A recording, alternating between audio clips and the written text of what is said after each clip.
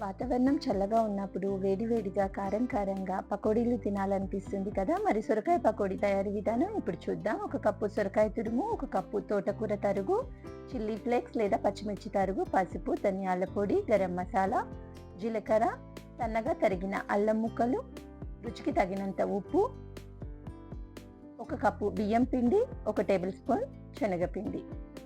నీళ్లు వేయకుండా పిండి మిశ్రమాన్ని సన్నగా తరిగిన ఉల్లిపాయ ముక్కలు వేసుకొని వీడియోలో చూస్తున్న విధంగా తడిపి పక్కన పెట్టుకోవాలి.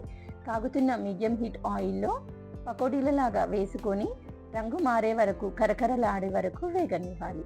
వర్షం పడుతున్నప్పుడు లేదా ఆకాశం మేఘావృతమై ఉన్నప్పుడు చల్లని వాతావరణంలో సహజంగా ఎవరికైనా సరే వేడివేడిగా కారం కారంగా ఏవైనా తినాలనిపిస్తుంది. ఎందుకంటే విటమిన్ డి ఎక్కువగా లభించదు. అలాంటి సమయంలో శరీరం కార్బోహైడ్రేట్లను తినాలని కోరుకుంటుంది.